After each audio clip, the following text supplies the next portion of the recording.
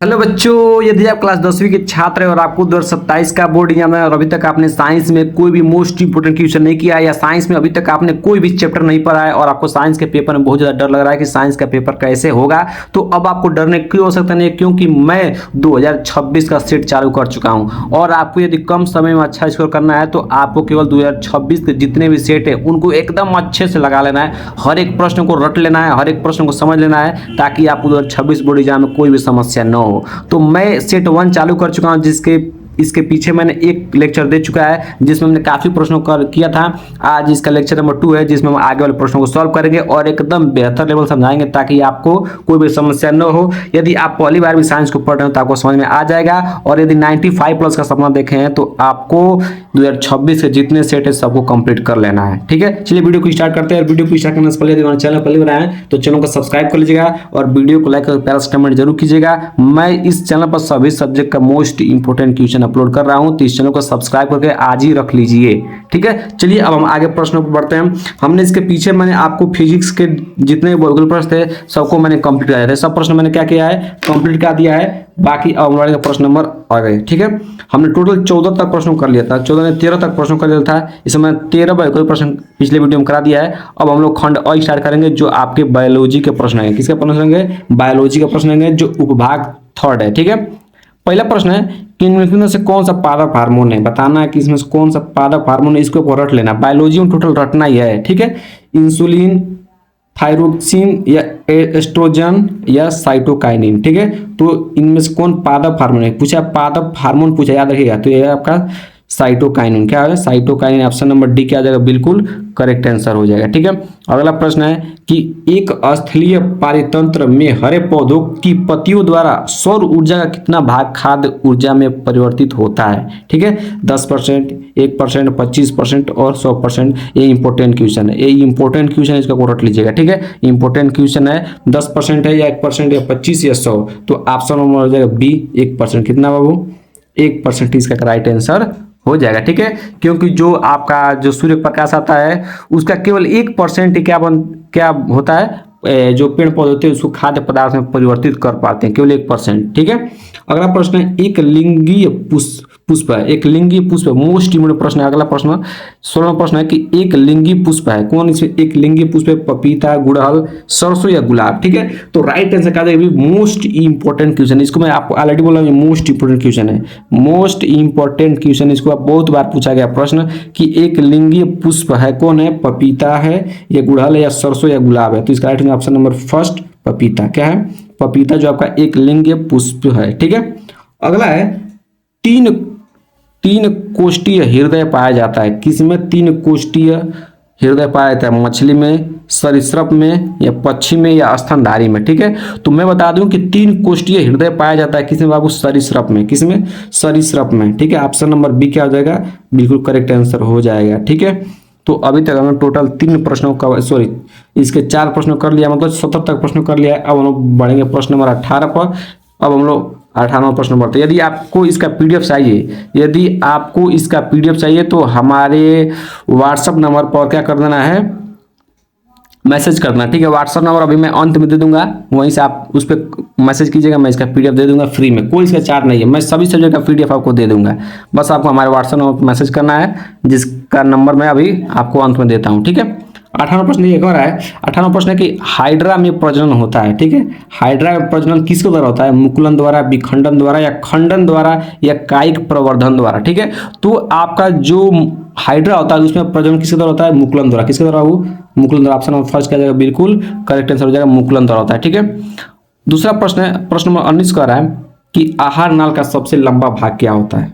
जो आहार नाल होता है आपका, उसमें सबसे बड़ा भाग कौन सा होता है, बृहदांत्र या क्षुद्रांत। क्या है, क्षुद्रांत या अमाशय या ग्रासिका। ठीक है, तो आहार नाल का सबसे लंबा भाग जो होता है वो क्या होता है, क्षुद्रांत होता है। क्या होता है, क्षुद्रांत। ऑप्शन नंबर बी क्या आ जाएगा, बिल्कुल करेक्ट आंसर हो जाएगा, इसका आप लोग रट लीजिएगा। ठीक है, अब आपका आखिरी विकल्प प्रश्न है कि कौन सा पादप हार्मोन पत्तियों के मुरझाने के लिए उत्तरदायी है। इसे बताना है कौन सा ऐसा पादप हार्मोन है जो क्या करता है, वो जो पत्तियों को मुरझाने के लिए उत्तरदायी है। कौन है, ऑक्सिन है या साइटोकाइनिन है या जिब्रेलिन है या एब्सिसिक अम्ल है। ठीक है, तो इसका राइट आंसर ऑप्शन नंबर कौन था बताइए कि कौन पादप हार्मोन पत्तियों को मुरझाने के लिए उत्तरदायी है? तो हो जाएगा एब्सिसिक अम्ल, ठीक है, एब्सिसिक अम्ल, ठीक है। ऑप्शन नंबर डी क्या हो जाएगा? बिल्कुल करेक्ट आंसर हो जाएगा। इसको आप रट लीजिएगा।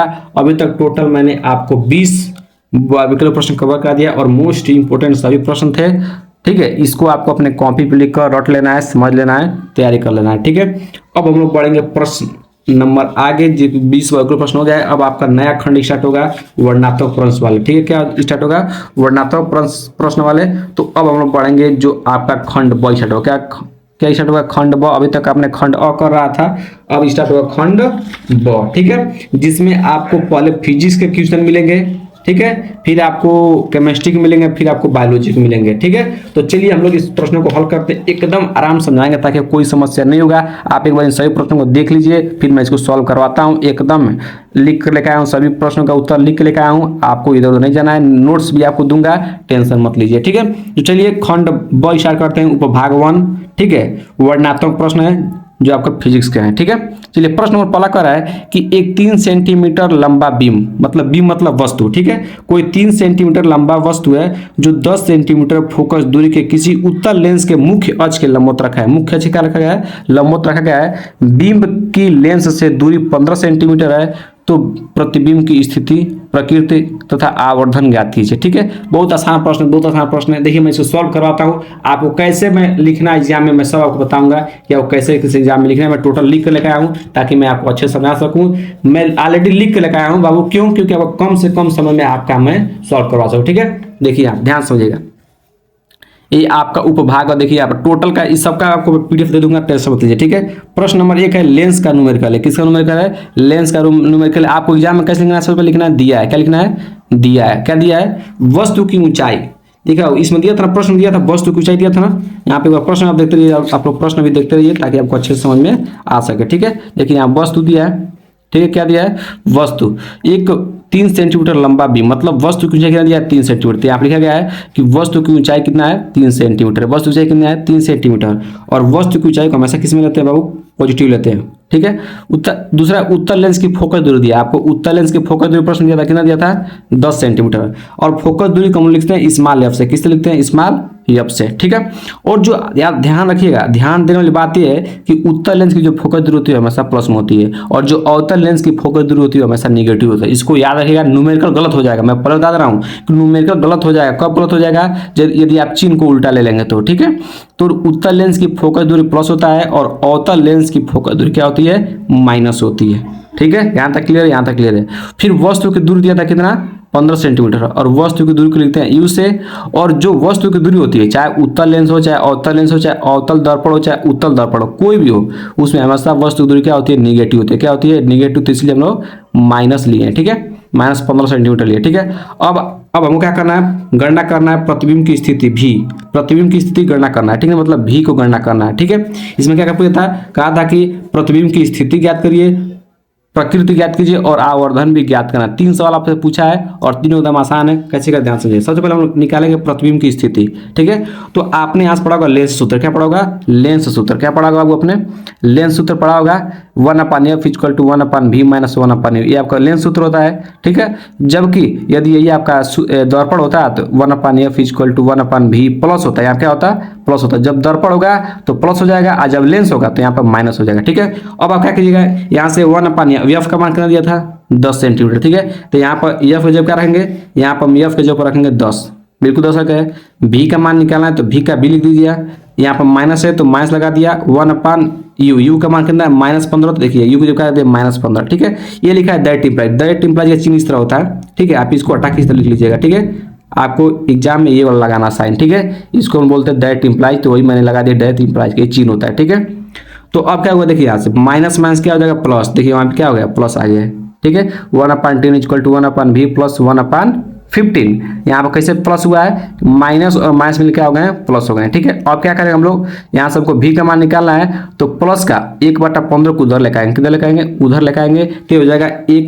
1/v क्या बचेगा? 1/10 - 1/15, ठीक है। क्या हुआ यहाँ से कि जो यहाँ पर 15 है प्लस का 1/15 इधर रखा हुआ है माइनस का 1/15, ठीक है। अब यहाँ से जब इसका एलसीएम लेंगे तो कितना आएगा? 30 आएगा। कितना आएगा? 30। और जब 10 से इसमें भाग करेंगे तो कटेगा 3 बार में, आप 3 के गुणा 1 में कराएंगे तो हो जाएगा 3, माइनस तो माइनस लगा दिए, फिर 15 से जब इसमें भाग करेंगे तो कटेगा 2 बार में, 2 एक करने 2, ठीक है। अब 3 में से 2 जाए कितना बचेगा 1, ठीक है। तो 1/v का मान कितना आ गया, 1/v का मान कितना आ गया आपका 30 आ गया, ठीक है, 30 आ गया। तो यहाँ से v का मान कितना आएगा, यहाँ से v का मान कितना आएगा प्लस का 30 आ जाएगा। कैसे आया एक बार ध्यान समझिएगा, आप आशा करते हैं आपको नहीं समझे होंगे, एक बार यहाँ पर मैं आपको लिख कर समझाता हूँ, ठीक है। देखिए ध्यान से आप देखिएगा, आप लोग ध्यान से आप देखिएगा, ठीक है। यहाँ पर आप लोग देखिएगा कि 1/v का मान कितना आया था 1/30, ठीक है। तो यहाँ से हमको v का मान निकालना है, तो इधर उल्टा कर देंगे, इसको ऊपर लाएंगे, जब इधर उल्टा करेंगे तो इधर भी उल्टा हो जाएगा, ठीक है। तो हो जाएगा v/1 और ये भी हो जाएगा 30/1, ठीक है। तो देखिए एक का कोई मतलब नहीं है, नीचे सबके हर में होता है, तो हो जाएगा v = प्लस का 30, यही क्या जाएगा आपका आंसर हो जाएगा, डायरेक्ट वही आंसर यहाँ पे लिखा गया, ठीक है। यहाँ पर कैसे है मैं बता दिया हूँ, चाहे आप क्या कर सकते हैं कैची उड़ा कर सकते हैं, इसका इसमें कर देंगे और इसका इसमें कर देंगे, तो जब 30 से गुणा 1 में करेंगे तो हो जाएगा 30, आज जब 20 v के गुणा 1 में करेंगे तो हो जाएगा v, ठीक है। तो यहाँ से v का मान कितना आ जाएगा 30 आ जाएगा। आशा करते हैं समझ में आ गया, वही डायरेक्ट यहाँ पे आंसर लिखा गया। कितना बेहतर नोट्स बनाया गया, एकदम अच्छे से बनाया गया है, आपको एग्जाम में ऐसा ही लिखना है, पूरा फुल नंबर मिलेगा, ठीक है। तो आशा करते हैं कि ये वाला न्यूमेरिकल आपको एकदम अच्छे से समझ में आ गया होगा, ठीक है। अब आपसे आगे क्या पूछा था, अब आपसे आगे पूछा था इसका क्या पूछा था, आवर्धन पूछा था, क्या पूछा था आवर्धन और एवं प्रकृति की गणना करना, ठीक है, पूछा था कि नहीं पूछा था। तो अब आवर्धन, आवर्धन का सूत्र क्या होता है, आवर्धन सूत्र होता है यम इक्वल टू, ये आवर्धन का सूत्र क्या होता है m equal to v upon u, ये सूत्र याद रखिएगा, सब कुछ याद रखना है कि आवर्धन का सूत्र क्या होता है m equal to v upon u, ठीक है। ये लेंस है तो लेंस के लिए प्लस होता है, प्लस v अपान u होता है, जब दर्पण होगा तो माइनस v अपान u हो जाएगा, ठीक है। तो लेंस के लिए याद रखिएगा आवर्धन सूत्र क्या होता है m equal to v upon u, आवर्धन को लिखते हैं यम से। तो v का मान अभी कितना निकाला है +30 निकाला है, और u का मान आपको कितना दिया है -15 दिया है, तो जब काटेंगे तो यम का मान कितना निकल जाएगा -2, तो आवर्धन कितना आ गया -2, ठीक है। तब आपके यहाँ से आवर्धन निकल गया। अब प्रकृति पूछा है, देखिए मैंने निष्कर्ष किया, रिजल्ट क्या लिखना है, ठीक है। स्थिति क्या होगा, प्रतिबिंब लेंस से दूसरी ओर 30 सेंटीमीटर दूरी पर, मतलब v का मान कितना आया 30 आया। फिर प्रकृति कैसा होगा, प्रकृति वास्तविक एवं उल्टा होगा, क्यों, क्योंकि यम का मान क्या है नेगेटिव आया है, तो जब भी यम का मान नेगेटिव आएगा तो जो प्रकृति होगा वास्तविक और क्या होगा उल्टा होगा, क्या होगा उल्टा होगा, ठीक है। तो यहाँ तक आशा करते हैं समझ में आ गया होगा। बाकी ये वाला जो आवर्धन का मान -2 आया है, यानी प्रतिबिंब वस्तु से दुगुना 6 सेंटीमीटर बनेगा, ये आपसे नहीं पूछा लेकिन मैंने ये भी लिख दिया है, ठीक है। आशा करते हैं प्रश्न एकदम अच्छे समझ में आएगा। आप इसे चाहे तो स्क्रीनशॉट ले सकते हैं, बाकी मैं इसका पीडीएफ दे दूंगा, कहाँ मिलेगा मैं सब बताऊंगा वीडियो के अंत में, ठीक है। तो आशा करते हैं पहला प्रश्न मुझे समझ में आ गया होगा। अब हम लोग बढ़ेंगे प्रश्न नंबर दूसरा पर, ठीक है। दूसरा प्रश्न कर रहा है, वो दूसरा प्रश्न क्या कर रहा है, दूसरा प्रश्न कर रहा है कि दृष्टि दोष, दीर्घ दृष्टि दोष, मतलब दीर्घ दृष्टि दोष को बोलते हैं दूरदृष्टि दोष, क्या बोलते हैं दूरदृष्टि दोष क्या है, इसके संशोधन की विधि चित्र में समझाइए, ठीक है। क्या करना है, वो पूछ रहा है कि आपको दूरदृष्टि दोष किसे कहते हैं, इसके संशोधन की विधि चित्र से समझाइए, ठीक है। तो चलिए मैं आपको बता दूं कि दूरदृष्टि दोष क्या होता है, मैं इसको एकदम अच्छे से समझाता हूँ, आपको एग्जाम में कैसे लिखना है मैं सब आपको बताता हूँ, ठीक है, कैसे इसको करना, ठीक है। और थोड़ा इसमें एक और प्रश्न होता है, हाँ सॉरी, इसका पहला का दूसरा पार्ट दिया है, वायुमंडलीय अपवर्तन क्या है, अग्रिम सूर्योदय तथा विलंबित सूर्यास्त के संदर्भ में समझाइए, ठीक है। क्योंकि 4 नंबर का प्रश्न था, ठीक है, 2 नंबर इस पे और 2 नंबर इस पे मिलेगा। तो चलिए मैं इसको भी आपको सॉल्व करा देता हूं एकदम अच्छे से, ताकि कोई समस्या न हो, ठीक है। चलिए मैं इसका उत्तर आपको बताता हूँ एग्जाम में आपको कैसे लिखना है, ठीक है। देखिए यहाँ पे आपको मैं आपको दिखाता हूँ कि आपको कैसे लिखना है। सबसे पहले आपको लगाना है वायुमंडलीय अपवर्तन, पूछा था ना कि वायुमंडलीय अपवर्तन, यहाँ पूछा ना कि वायुमंडलीय अपवर्तन क्या है, तो मैं उसको आपको बताता हूँ कि एग्जाम में कैसे लिखना है, ठीक है। हेडिंग लगाना वायुमंडलीय अपवर्तन, इसका परिभाषा क्या है कि पृथ्वी के वायुमंडल की विभिन्न परतों का घनत्व तथा अपवर्तनांक अलग अलग होता है। जब प्रकाश इन परतों से होकर गुजरता है तो उसका निरंतर अपवर्तन होता है, उसका निरंतर क्या होता है अपवर्तन होता है, इसे वायुमंडलीय अपवर्तन कहते हैं, ठीक है। तो इतना आसान परिभाषा लिखा गया है ताकि आपको एग्जाम में लिखने में कोई दिक्कत नहीं होगा, याद करने में भी कोई दिक्कत नहीं होगा, ठीक है। तो आप इसका स्क्रीनशॉट ले लीजिए। बाकी अब बढ़ेंगे अग्रिम सूर्योदय, क्या पूछा है अग्रिम, कहाँ गया अग्रिम सूर्योदय तथा विलंबित सूर्यास्त के संदर्भ में समझाइए, ठीक है। तो चलिए मैं इसको समझाता हूँ, एग्जाम में कैसे लिखना मैं बताता हूँ, ठीक है।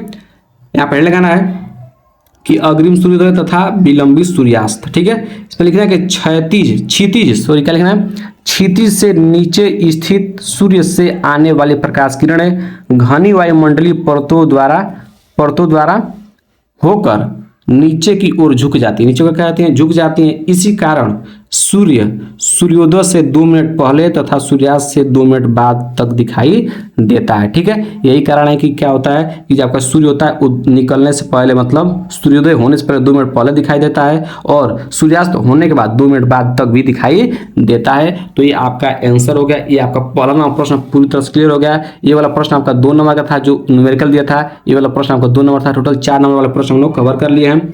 अब हम लोग पढ़ेंगे प्रश्न अगला, दूसरा, दृष्टि दोष किसे कहते हैं, इसे संशोधन के लिए समझाइए। ठीक है, तो चलिए मैं इसको समझा रहा हूँ। दूरदृष्टि दोष किसे कहते हैं। ठीक है, तो हेड लगाना है दूरदृष्टि दोष। क्या हेड लगाना है आपको? हेड लगाना है दूरदृष्टि दोष हेड लगाना है। ठीक है, इसमें लिखना है कि इस दोष से पीड़ित व्यक्ति को दूर की वस्तुएं स्पष्ट दिखाई देती हैं परंतु निकट की वस्तुएं, मतलब निकट मतलब 25 सेंटीमीटर दूरी पर, ठीक है, निकट की वस्तुएं धुंधली दिखाई देती है, मतलब नहीं दिखाई देती है। ठीक है, तो दूरदृष्टि दोष क्या होता है कि ऐसा दोष जिसमें दूर की वस्तु स्पष्ट दिखाई देती है लेकिन पास की वस्तु स्पष्ट नहीं दिखाई देती है, उसे बोलते हैं दूरदृष्टि दोष। ये आपको परिभाषा एग्जाम में लिखना है। ठीक है, अब बोला था कि संशोधन के लिए क्या संशोधन बताना है। तो देखिए मुख्य कारण क्या है।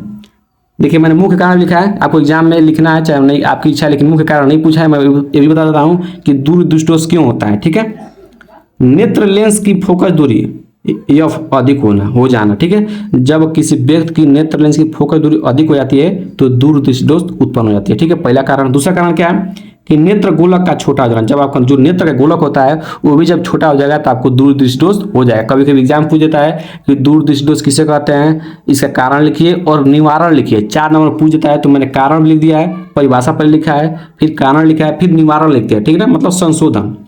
उचित क्षमता वाले उत्तल लेंस का प्रयोग किया जाता है। ठीक है, जब हम लोग चश्मे में उत्तल लेंस का प्रयोग करेंगे तो हमारा दूरदृष्टि दोष क्या हो जाएगा, दूर हो जाएगा। ठीक है, आशा करते हैं कि प्रश्न आपको एकदम अच्छे से क्लियर हो गया होगा। ठीक है, अब हम लोग बढ़ेंगे प्रश्न नंबर,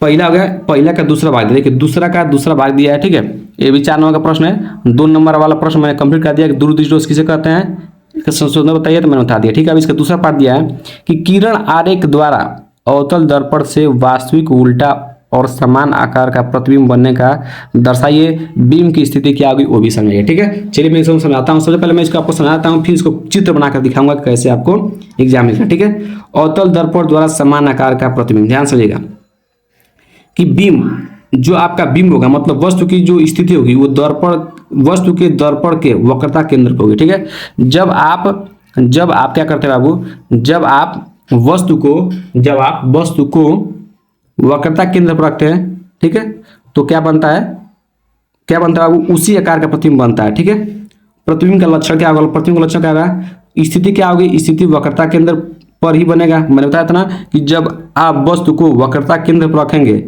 तो आपका प्रतिबिंब क्या बनेगा, वक्रता केंद्र में बनेगा। ठीक है, और प्रकृति क्या होगा, वास्तविकता उल्टा होगा, आकार क्या होगा, वस्तु का पूर्णतः बराबर। ठीक है, मतलब जो वस्तु का आकार बनेगा वो क्या बनेगा, वस्तु के आकार के, सॉरी, प्रतिबिंब का जो आकार होगा वस्तु के आकार के बराबर बनेगा। ये आपका क्या है, ये कहते हैं, अब इसको आपको डायग्राम बना के एग्जाम लिखना है, क्योंकि आप बोला है कि चित्र बनाइए। ठीक है, चलिए मैं आपको बनाकर दिखाता हूँ कि कैसे आपको एग्जाम में बनाना है। ठीक है, ध्यान समझिएगा। सबसे पहले क्या करना है आपको, एक अवतल दर्पण बनाना है। क्या बनाना है, अवतल दर्पण आपको बनाने आता होगा कि ये आपका क्या है, अवतल दर्पण है। क्या बाबू, ये आपका एक अवतल दर्पण है। ठीक है, और ये क्या बाबू, ये आपका मुख्य अक्ष है। ठीक है, क्या है बाबू, ठीक है ना, ठीक है ना, मुख्य अक्ष है। ठीक है, अब यहाँ पर क्या होता है, यहाँ पर आपको मान लीजिए यहाँ पर आपका वक्रता केंद्र मतलब सी है, यहाँ पर इसके बीच में क्या होता है, फोकस दूरी होता है, और बीच में क्या होता है, वक्रता केंद्र होता है, जिसे लिखते हैं हम लोग किससे, सॉरी, वक्रता केंद्र यहाँ पर हो गया, यहाँ पर क्या हो गया, फोकस दूरी हो गया, यहाँ क्या हो गया, यहाँ क्या होता है, केंद्र होता है। क्या होता है, केंद्र होता है। ठीक है, तो जब हम वस्तु कहाँ रखते हैं, बता दें, जब हम वस्तु को वक्रता केंद्र पर रखते हैं, कहाँ रखते हैं, वक्रता केंद्र पर रखते हैं। ठीक है, तो जो वस्तु होता है वो वक्रता केंद्र में बनता है और उसी आकार का बनता है। ठीक है, तो कैसे ध्यान से देंगे, यहाँ पे एक हम लोग इस तरह का, ठीक है, तो जब ध्यान से आपको 3 किरणें भेजना होता है, प्रतिबिंब बनाइए। सबसे पहले क्या प्रतिबिंब बनाते हैं। ठीक है, तो जब कोई प्रकाश किरण मुख्य अक्ष के समांतर जाती है, तो फोकस से गुजरती है। आपने पता होगा कि जब कोई प्रकाश किरण मुख्य अक्ष के समांतर जाती है, मुख्य अक्ष, यही वाला क्या है, मुख्य अक्ष है। ठीक है, तो जब मुख्य अक्ष के समांतर जाएगी तो किससे हो जाती है, वक्रता केंद्र से होकर जाती है। ठीक है, आपको एकदम अच्छे से समझना है। ठीक है, हो गया ना, ये पहला किरण भेज दिया, आपको 2 किरण भेजना है किसी प्रतिबिंब बनाने के लिए। दूसरा किरण क्या भेजेंगे हम लोग, ध्यान से दूसरा किरण होता है कि जब कोई प्रकाश किरण फोकस से होकर जाती है, कहाँ से जाती है, फोकस होकर जाएगी, कहाँ से होकर जाएगी, फोकस होकर जाएगी, तो वो क्या होती है, मुख खच के समांतर निकल जाती है, ठीक है। तब वो दर्पण टकरा कहाँ, तब वो दर्पण टकरा के मुख खच के समांतर निकल जाती है, मतलब मुख खच के समांतर निकल जाएगी, ठीक है। तो देखिए ये प्रतिबिंब एक ये वाला दोनों किरण एक दूसरे को कहाँ काटी है, यहाँ पर काटी है ना, तो यहाँ क्या बन जाएगा, यहीं पर क्या बन जाएगा, ये आपका प्रतिबिंब बन जाएगा, ठीक है। देखिएगा ध्यान समझिएगा, जितना बड़ा वस्तु है उतना ही बड़ा प्रतिबिंब बना कि नहीं बना है, बिल्कुल बना है। और क्या बना है, वक्रता केंद्र पे बना है। देखिए वस्तु भी कहाँ स्थित है, वक्रता केंद्र पर, और प्रतिबिंब भी कहाँ बना है, वक्रता केंद्र। देखिए वक्रता केंद्र बना कि नहीं बना है, मतलब वक्रता केंद्र किससे लिखते हैं, सी से, ठीक है। तो वक्रता केंद्र बना है, तो ये आपको क्या लिखना है, वस्तु का नाम दे देंगे ए बी, और जो प्रतिबिंब बना है क्या बना है, ए डैश, और यहाँ पर क्या है, बी डैश, ठीक है, समझ रहे ना। तो इस तरह आपको एग्जाम में बना देना है, ठीक है। यहाँ पर वक्रता, यहाँ पर जो ध्रुव होता है इसको ओ से लिख दीजिए, चाहे ठीक है, चाहे ओ से लिख देते हैं, ठीक है, ठीक है ना। तो कोई दिक्कत नहीं, ये वाला डायग्राम आपको एग्जाम में बना देना है ताकि आपको पूरा फुल नंबर मिल सके, ठीक है। अब हम लोग बढ़ेंगे आगे। आशा करते हैं कि अवतल दर्पण द्वारा समान आकार का प्रतिबिंब बना दिए कि जब कोई वस्तु वक्रता केंद्र पर स्थित रहता है तो उसका प्रतिबिंब वक्रता केंद्र पर बनता है, और जितना बड़ा वस्तु रहता है उतना ही बड़ा क्या बनता है, प्रतिबिंब बनता है। इसका डायग्राम आपको एग्जाम में बनाना पड़ेगा, यहीं पर सब वही बात लिखा गया है, ठीक है। अब हम लोग पढ़ेंगे प्रश्न नंबर अगला क्या है, प्रश्न नंबर आगे अगला देखते हैं हम लोग। प्रश्न नंबर अगला क्या है उसको हम लोग ध्यान देते हैं, इसको साइड करते हैं, ठीक है। अब आप लोग प्रश्न अगला देखिए, कह रहा है तीसरा प्रश्न देखिएगा, तीसरा प्रश्न कह रहा है, तीसरा प्रश्न क्या कह रहा है, तीसरा प्रश्न कह रहा है बाबू आपसे कि किसी चालक के पदार्थ की वैद्युत प्रतिरोधकता को परिभाषित कीजिए, सामान्य वैद्युत तापन युक्तियों में मिश्र धातुओं का उपयोग क्यों होता है, ठीक है। कह रहा है कि किसी चालक में पदार्थ की वैद्युत प्रतिरोधकता का परिभाषा लिखना है, मतलब वैद्युत प्रतिरोधकता का परिभाषा लिखना है, और आपको बताना कि सामान्य वैद्युत तापन युक्तियों में मिश्र धातुओं का उपयोग क्यों किया जाता है। 2 नंबर का प्रश्न है, चलिए इसका उत्तर बता कि आपको एग्जाम में कैसे लिखना है, ठीक है। मैं सब लिख के लिखा है, सब लिख के लिखा है, आपको टेंशन नहीं लेना है, ठीक है। चलिए देखिए ध्यान समझिए, इसका परिभाषा क्या लिखना है, हेड लगाना है वैद्युत प्रतिरोधकता एवं मिश्र धातु है, ठीक है।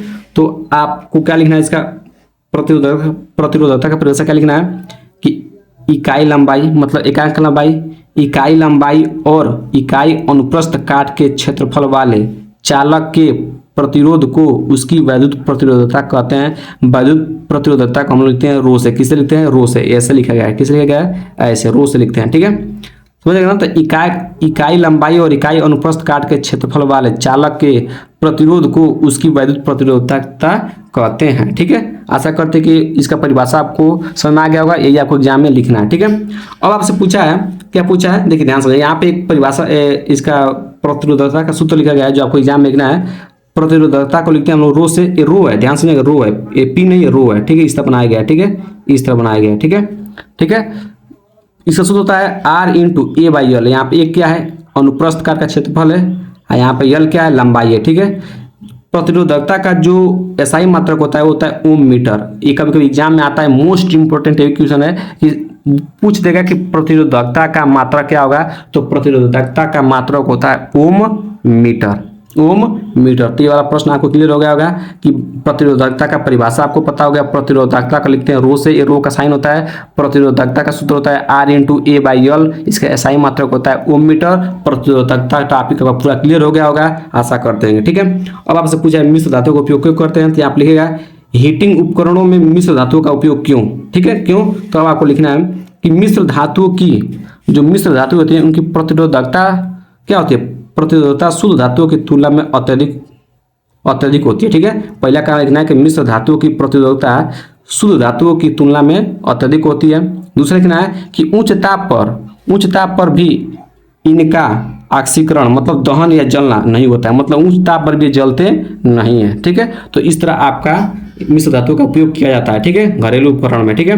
तो आशा करते हैं कि अभी प्रश्न आपको एकदम अच्छे से क्लियर हो गया होगा, ठीक है। ये वीडियो काफी लंबा हो जा रही है, इसलिए मैं आज के वीडियो में केवल तीसरा का पहला पार्ट रहने देता हूँ, बाकी अगले वीडियो हम लोग क्या करेंगे, इसके आगे वाले प्रश्नों को कवर करेंगे। आशा करते हैं कितना प्रश्न आ गया होगा। बाकी इसका नोट्स यदि चाहिए, यदि इसका किसी बच्चा को यदि नोट्स चाहिए, इसका पीडीएफ चाहिए, तो आपको हमारे व्हाट्सअप नंबर पर क्या करना है, मैसेज करना है, जिसका नंबर है मैं आपको देता हूँ 9554133170। इस पर आपको क्या करना है, व्हाट्सअप कर देना है। तो इस सब का नोट्स फ्री में दे देंगे ताकि आपकी पढ़ाई और बेहतर हो सके। ठीक है, तो वीडियो कैसा लगा कमेंट बॉक्स में जरूर बताइएगा।